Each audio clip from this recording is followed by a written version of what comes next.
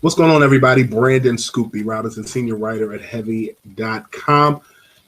Heavy Live with Scoop B. Always a place to be and a pleasure whenever you got family coming through. None other than SNY NBA, Knicks, Nets reporter. Can't forget the fact that he's also the host of the digital show, The Putback. My man Ian Begley. Bags, welcome to Heavy Live with Scoop B. Brandon, thank you so much for having me, bro. I appreciate it. This is a big seat. I mean, Isaiah was here. We've had a lot of celebrities in this seat, so I'm honored to be here because this is legit. This is legit real estate. Of course. I mean, you're a celebrity too. You all that goes on with the Knicks and the Nets, man. So I won't sell you short at all. Your journey and how you got to where you are now. I'm fascinated. I appreciate that, bro. Well, listen, tell my wife that so she can at least think, she can see that somebody says that out there, and it's not just a figment of my imagination. No, I'm just kidding. Thank you, bro. I appreciate that. Really do. You're welcome. Me and you go back to the ESPN days with you. We've been trying to get you on for a while, and I'm glad to make it happen because the topic at hand, the Knicks. Chris Paul. Mm-hmm. If you look at your crystal ball, mm-hmm. do you see him playing at 2 Pennsylvania Plaza next season? I think it depends. In my crystal ball, it depends on what OKC is going to ask for or will ask for as we get closer to when the trade has to happen. And so since there's no real deadline here, we're not dealing with a trade deadline, I would think that the Knicks would want a deal like that in place before the draft. Mm-hmm. But we still don't know when trades can happen. So it's kind of, you're dealing with some uncertain timelines. But I think once you get closer to that date, whatever it may be, it depends on what OKC is asking for. And I think if they kind of can maybe come down and get to where the Knicks are or where they would like to be, I think there's a deal to be had. But just from what I've been hearing over the last few days and weeks, I don't think there's anything close to a deal in place at this point. The draft is coming up November 18th, to be exact. It's so weird. We went from the June 25th to the November 18th. Of course, the COVID pandemic shifted everything from the finals being in the bubble and the playoffs being in the bubble to just the way we live our lives. What are you hearing as it relates to the Knicks and their interest with pick number 4 in next month's draft?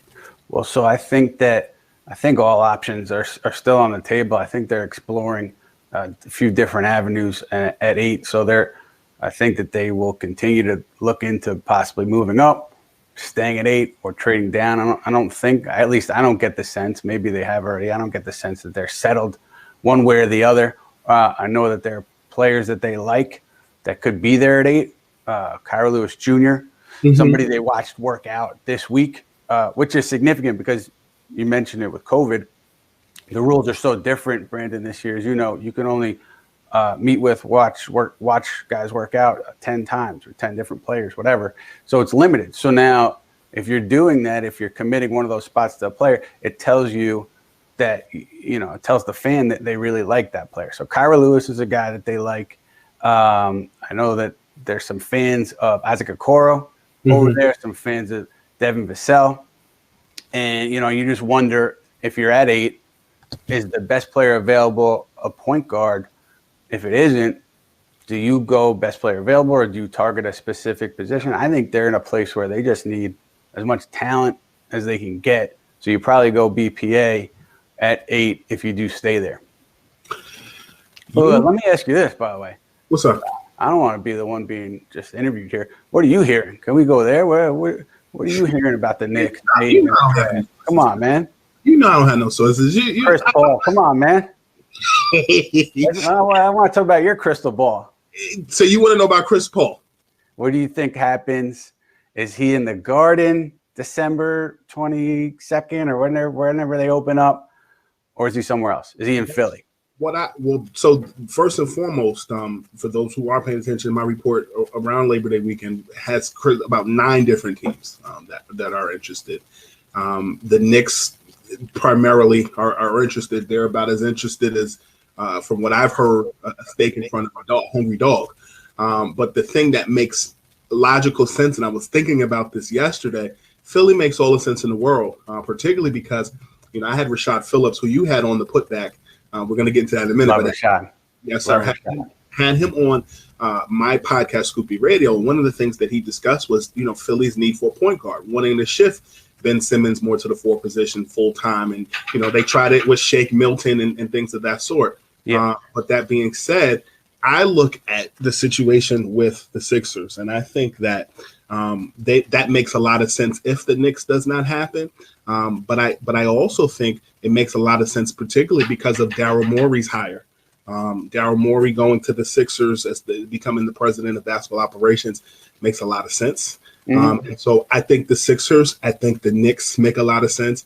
But I think he's going somewhere. I think that the Knicks was what I was hearing a lot of static about back in September. But to me, the Sixers do make a lot of sense. As far as the draft, that's not my lane. But I do think that when it's all said and done, I could see the Knicks potentially dealing their pick, the 4th pick. I don't think they necessarily have to draft somebody. I think this draft is very interesting. Yeah, I think that I think they're kind of kicking the tires on everything. And with the Chris Paul thing, one factor that I have to think will matter, I don't know if it's the top factor or where it lands, but I think it's a factor, is where does Chris want to go? Like, what does he want to do? Does he want to compete for a title? Then you would think, he says, send me to Philly or Milwaukee or an LA team or whatever. Does he want to, I assume he lives in LA. Does he want to uproot his family, bring them to New York with all this uncertainty with the pandemic? Then maybe he says, send me to the Knicks. And if you look at the recent history of Sam Presti in OKC, when with the Russell Westbrook deal, he sent Westbrook to a place that he wanted to go in Houston. And you look at there was another recent deal, Paul George. He sent Paul George to the Clippers where he wanted to go. So I think if Chris says, hey, let's make this work, I'd like to go here, can you get me here? I would think that Oklahoma City finds a way to get that done. So I think that's a factor too. It's interesting you bring that up. I was with Russ the day he got traded. And that's right, man. Was that the comedy show? Wrong? The comedy, right? Comedy. Yes, I remember that. So from what I was told, Miami and Houston were the 2 teams that Russ wanted to go to. Right, Sam Presti granted him that wish to Houston. And I'm not throwing any rumors out there, but what I'm saying is on the floor running in Oklahoma, like when the deal first happened, you were hearing a lot of Chris Paul buy out Miami. Yeah. And to me, Chris Paul doesn't want to give up any money. When you look at he's opting into that last year of his deal. He already said it. It's happening. And so when you look at that situation, Chris Paul has wanted to go to Los Angeles, but the only way to do that is a buyout. That's tough. Yeah. Miami to me makes sense now, retrospectively. If he found his way to Miami, the only holdup with Miami was for Chris Paul was, Miami didn't want to give up Tyler Hero, rightly so, because look at what he did in the playoffs. Miami would have been a perfect fit for Chris Paul, particularly this season. It would have been cool to see him and LeBron go toe to toe in the finals. But yeah, man, when you bring up the part about Sam Presti, he won't take any of my calls. But when you look at what Sam Presti has done, when you talk about Paul George last year, he helped out Kawhi too, if you subscribe to that theory. But at the same time, I do think that he's pretty much a congenial a general manager within the National Basketball Association. So I think what you bring up about Chris Paul makes a lot of sense. We had Isaiah Thomas the other day, and he made mention of the fact, I'm sure Chris Paul wishes he was 23 years old playing in Madison Square Garden at this point. Right. Right. Where there's a future ahead of you and you could maybe, navigate your way to building a winner. Absolutely. It's another intriguing aspect as well. Reported around Labor Day weekend, Giannis Antetokounmpo presented the Bucks with a list of players and options that he'd like to play with, one of them being Chris Paul. Mm-hmm. I think Milwaukee makes the most plausible sense. I mean, listen, if he says he wants to go try to win a title, yes, I think you go there, you go Philly, you look at Miami or the LA teams, even though it's a tough route. The thing with Milwaukee, I think if I'm Oklahoma City, I want to take back expiring contracts or young players and picks in that deal. I don't want to take back any money. And I think Milwaukee could satisfy that to a degree, but you may have to get a third team involved to make it work. Mm-hmm. But if they're committed to going all in and Chris Paul wants to go there, it's an expensive salary to pay. Chris's salary this year, next year, but it would certainly improve what we saw from Milwaukee in the playoffs, where I think the lead guard spot, I think, hurt them a little bit too much. So you put Chris Paul there, and that's a better team. Eric Bledsoe would have to be moved in that deal too. Yeah. And when I look at the 3-team trade, the thing that stands out to me immensely is the Al Horford contract that everybody is like, in Philadelphia, and also Chris Middleton out in Milwaukee. That contract may have to be moved too. Who wants it? It's going to be interesting. Mm-hmm. Mm-hmm. And then you bring up Horford and contracts that maybe some fans see as undesirable. I thought it was interesting. The other day, I started to hear about the Knicks being willing or telling teams that they're willing to take on bad contracts in exchange for like a young asset or a pick, and just using their cap space that way.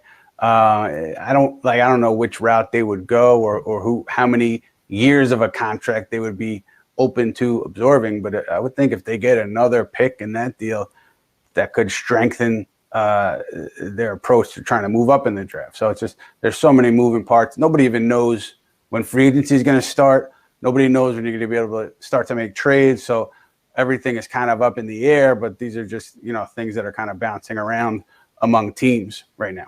Isn't it crazy that there is a huge possibility that we may start the NBA season either December 22nd on Martin Luther King Day? I was just starting to enjoy some naps. How about you? Well, I'll be honest with you.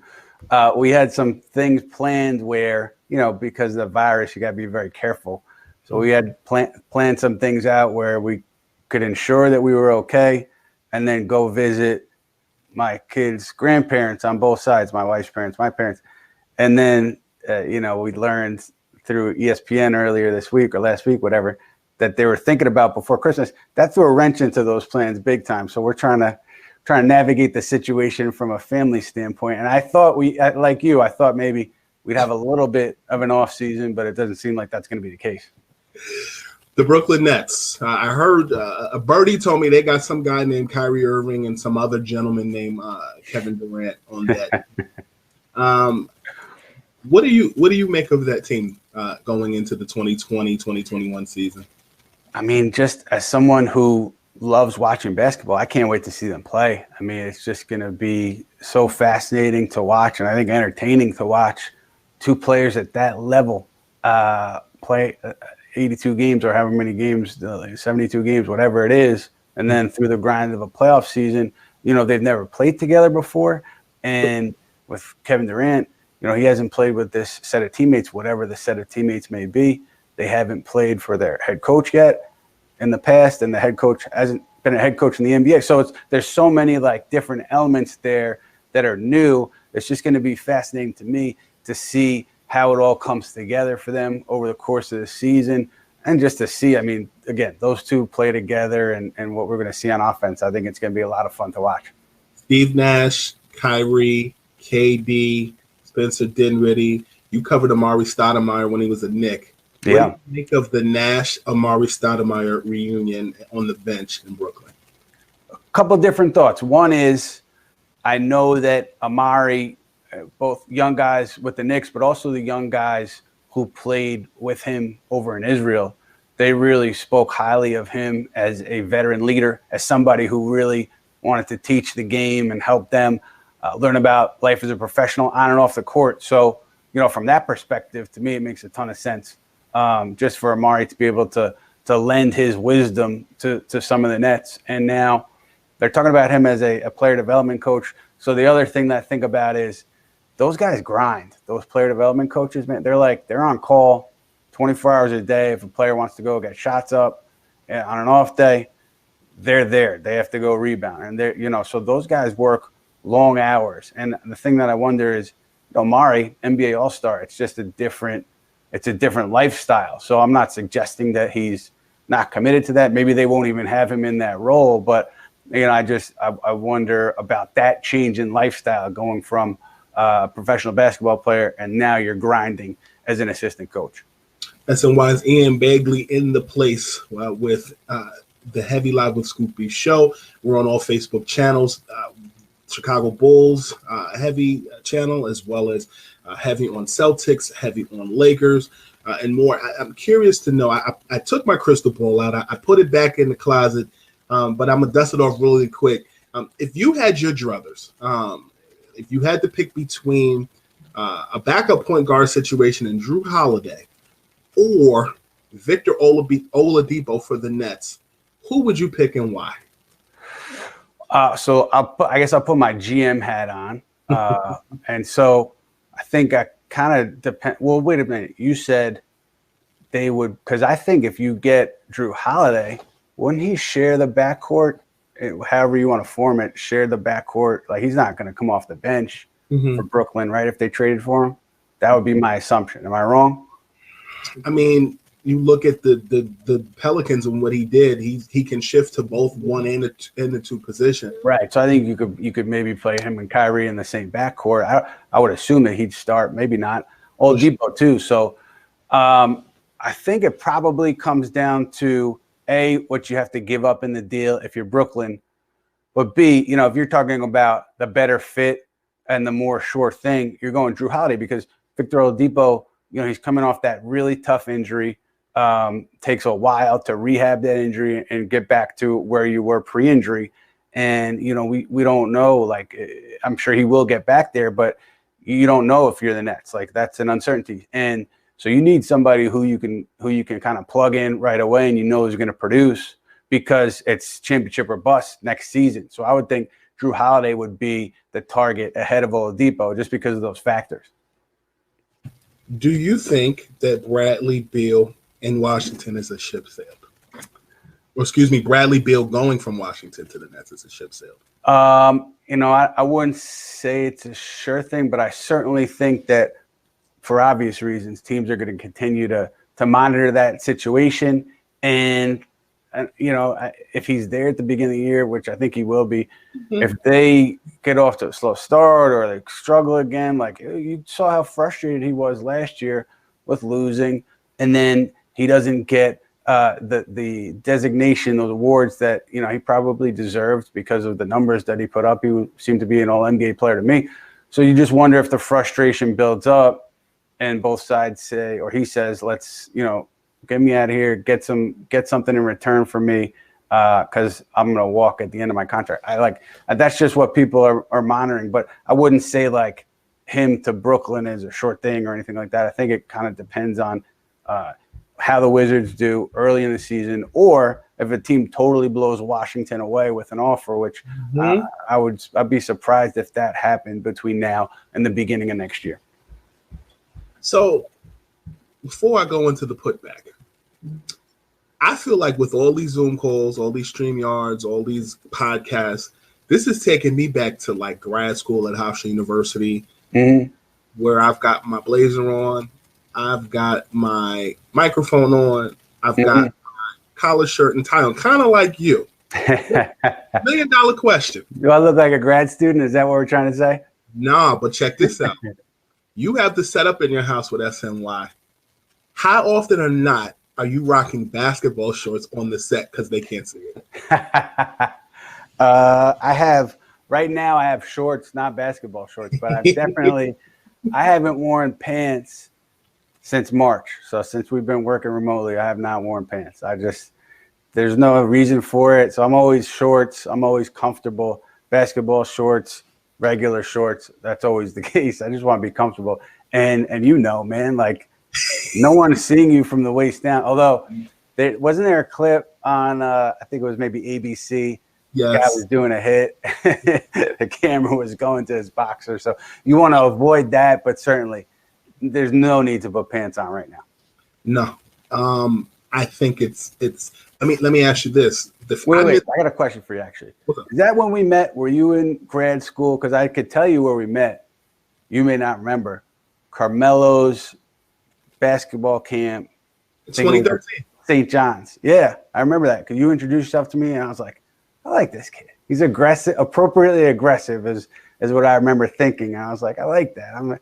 I feel like I'm gonna see Brandon a lot moving forward here. So I do remember when we met, and then we were talking to Carmelo about XYZ, whatever was going on at the time. But I was like, this kid knows what he's doing. I like him. So, sources say. Carmelo Anthony, to me, I miss him in New York. Would you like to see him come back?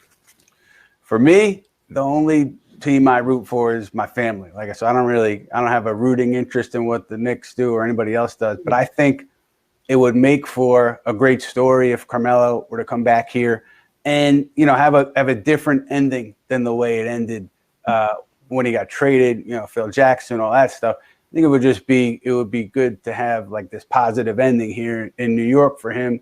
And, I'm sure he would be welcomed back with open arms because of Leon Rose being his former agent. So, if it was something that made sense for both sides, I think it would be tremendous for him. And also just guessing, right? I would assume that his number, would be retired at the Garden if he did finish his career here because of who's in charge now. So, there are just reasons that would make it a good story. I think that if the Knicks do trade for Chris Paul, I think, Carmelo would come with them. I don't know specifically where things stand with Carmelo now, what he wants to do, but I do think if that scenario comes into play, it's much more likely that he ends up here. So it'll be interesting to see how it plays out. They, as you know, Brandon, they were going to bring him back last year, the Knicks. If they were to get Kyrie Irving, Kevin Durant, they were going to bring Carmelo back. So there's previous interest there. There were people in the organization who actually wanted to sign him during this past season, felt like he could help stabilize them and certainly help in the locker room. So I'm sure there's going to be interest on the Knicks side, and we'll see what happens with Carmelo.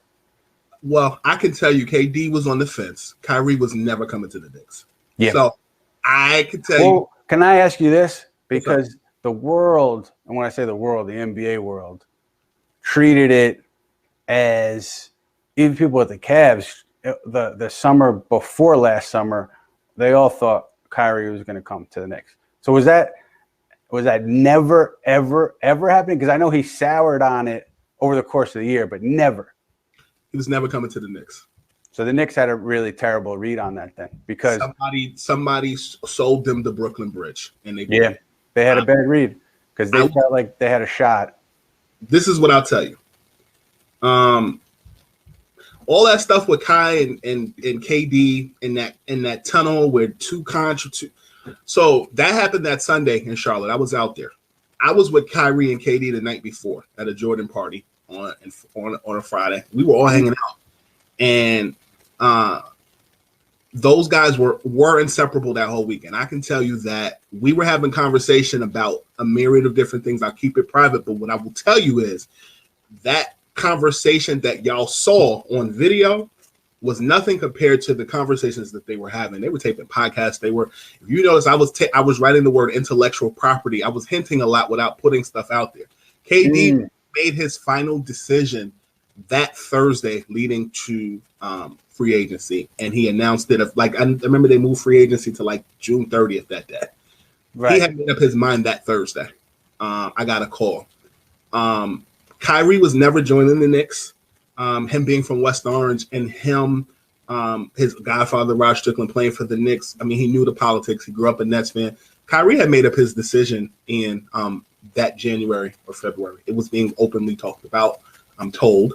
And what I'll say is KD was on the fence. What changed in some people's minds was the injury that KD had with the Warriors. But I don't think that they became a package deal or decided they could be a package deal until NBA All-Star Weekend. I was with them. I can tell you that. But I ultimately think it came down to not having the pressure of following behind Patrick Ewing, John Starks, Willis Reed, Walt Clyde Frazier, and creating their own legacy, not in New Jersey, in Brooklyn, and starting something that's special. That had kind of like when LeBron decided not to play for the Bulls. Mm-hmm. Mm-hmm. That was their. I can tell you that was their line of thinking. It's fascinating because I know that there are Knicks people who felt like if Durant didn't get hurt, he would have come here. And obviously, if he's coming here with a different player. He's not coming with Kyrie. And so that's kind of fascinating to think about what made them confident about that and who it would have been if it wasn't Kyrie. I know the Knicks, they started to feel pessimistic, at least from what I was hearing, sometime in May about Kyrie. But before that, in April, I mean, there were people who felt that still both of those guys were coming here. So they had a bad read on Kyrie. And but with Kevin, some people over there still felt, even as the days leading up to, the final week or whatever, that they had a shot, and they felt that, we don't know who else is going to come, and the injury obviously hurts us, but we still feel like we're in the running. If Kyrie, I can tell you that there was a point like between December and like February, March. I can speak more to Kyrie, as you know. Kevin is kind of a mixed bag. I leave that alone. However, as it relates to Kyrie, there was a point and there was a thought process that if he ultimately did not sign with the Nets, he would have considered re-signing with the Celtics. Ultimately, when he sat down with Kevin, they decided that they were going to join forces in Brooklyn. And I can also tell you that in the summer of 2018, Kyrie and KD took a vacation together. And that is when Brooklyn was a discussion. So we're talking like August, September 2018. Almost a whole year before the free agency. They met and were discussing being teammates. Brooklyn was a discussion, and a few other teams. Obviously, the Warriors wouldn't have been the discussion because they were jam-packed with Steph and Clay and all those other guys. But right. KD and Kyrie, they are close basketball friends. I think that best friend term gets used a lot, but they're close basketball friends who have a mutual respect for one another. Mm-hmm. Mm-hmm. And I don't know, people, I think maybe some people who like pull the quotes from Durant or Kyrie from the podcast that they did, I don't know, maybe they didn't listen to the whole thing, because I thought like there was some really just insight like into their relationship that I found interesting. And I thought, the collaborative coaching stuff, that when you read that, you're a little surprised, but when you hear it in the flow of conversation, I think it makes a little bit more sense. And then when you hear Steve Nash yesterday or 2 days ago, whatever it was, talk about, he wants his players to have input in whatever they end up running, and he's not going to come in with a set of ideas that's immobile, that he's going to kind of let the players kind of dictate the way the offense flows and changes or doesn't change. And he said that's what Mike D'Antoni did too. So it makes sense. And I just say that to say, like, sometimes you see stuff like get isolated, like a quote gets isolated on social media, but having listened to the whole podcast, like, it seems like the tone is different when you see it, just the 20 words or whatever it is on its own, as opposed to the flow of a full conversation. Yeah, and I think what also people don't realize, like Steve Nash, I've written this in my copy.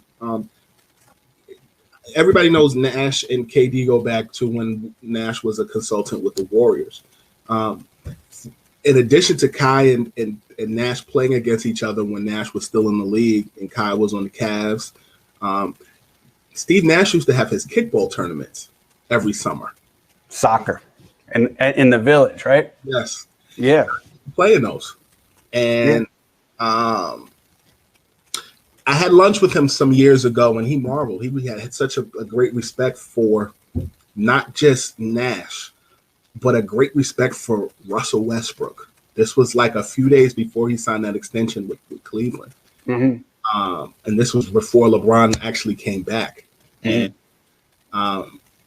And Nash and Kai go back. I know Mason Plumlee a fellow Duke guy with Kai played in that kickball tournament or soccer tournament. There's a lot of guys, but that soccer tournament is a big draw for a lot of retired and current players. Mm-hmm. Mm-hmm. I remember Joakim Noah, I think, was there a few years. I remember going there and just to interview guys afterward, and there's always a bunch of players there. You do the putback. I've seen the episode with Frank Iasola, and I know Frankie Ice. Yeah, what'd you say? Frankie Ice. Yes, sir. And then I noticed that you got my guys. I saw them in the comments on Twitter. Chris Williamson, your co-worker at SNY, as well as Kazim Famuyide. Yes. Tell me about the putback and why people should watch. Yeah, so what I try to do is just like provide whatever information I have at the time, and also have a guest that could kind of peel the curtain back a little bit on whatever they're seeing in the league or hearing about the league, whether it's an analyst, ex-player, ex-coach, scout, whatever it may be. And also, have the Knicks fan on the show to talk about what they are feeling about the team at the time when you talk about Kaz. So it's kind of a mixed bag, but really I just want to have I want to be able to kind of peel the curtain back a little bit on whatever is happening with the Knicks or the Nets or in the league as a whole at the time. And so whether a guest could speak to it, I could speak to it. That's the goal. And we're having a lot of fun. It's a quick show. It's 10 minutes. It's digital. We breeze through topics. And your guy, Chris Williamson, is tremendous. We've had a lot of fun. It's new. We're still we're working things out as we go. We're having a good time. And I think it comes out every Wednesday. So I think as we continue to push forward to the draft and free agency, we're just going to have more and more information for everybody. Dream guest on that show.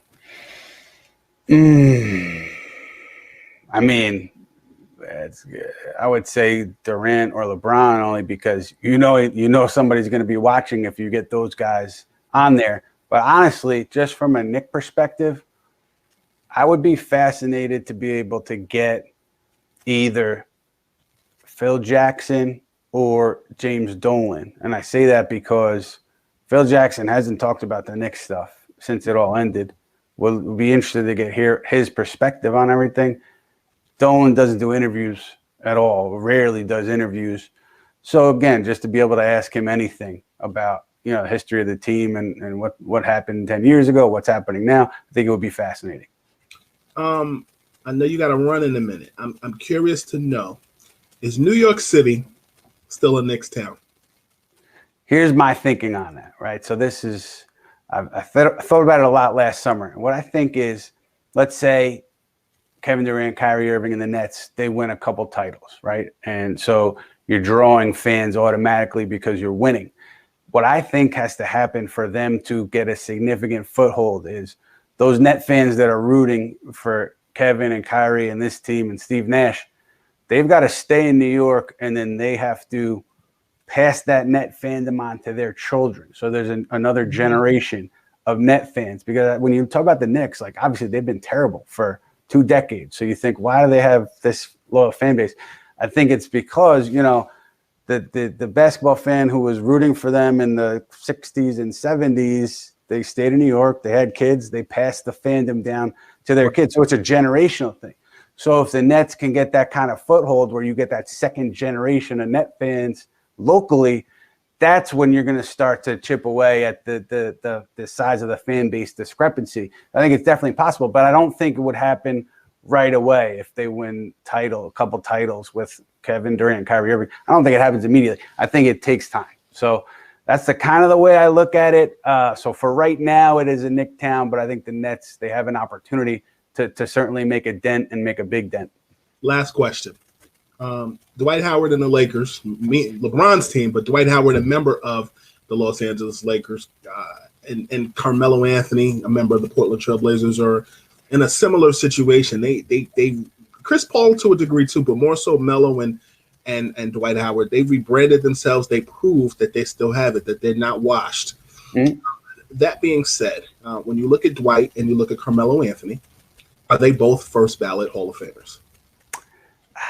Yeah, Carmelo, yes. I think Dwight, too, just because of the run he had in Orlando and the recognition that he got league-wide, the league awards, just how dominant he was as a player when he was healthy. I think, yes, he's a Hall of Famer. First ballot, I don't know, but he's a Hall of Famer. Carmelo, without a doubt, because you take into account his college career, his Olympic career, and his NBA career. You put that all together, he's absolutely a Hall of Famer. And honestly, though, with the Basketball Hall of Fame, it's like it seems like a kind of a lower bar than maybe the Baseball Hall of Fame, and it's just because they encompass not just the NBA but everything. So maybe you make a case for Carmelo not being first ballot, but you put the Syracuse title in there, you put the Olympic career in there. There's no question. He won a lot of gold medals and a bronze one too. Which he threw that into the water or something. In the river. Oh man. Well, Brandon, listen, man, I appreciate you having me on. This is a lot of fun, and I love going back to when we met at Carmelo's camp. You said it was summer of 2013.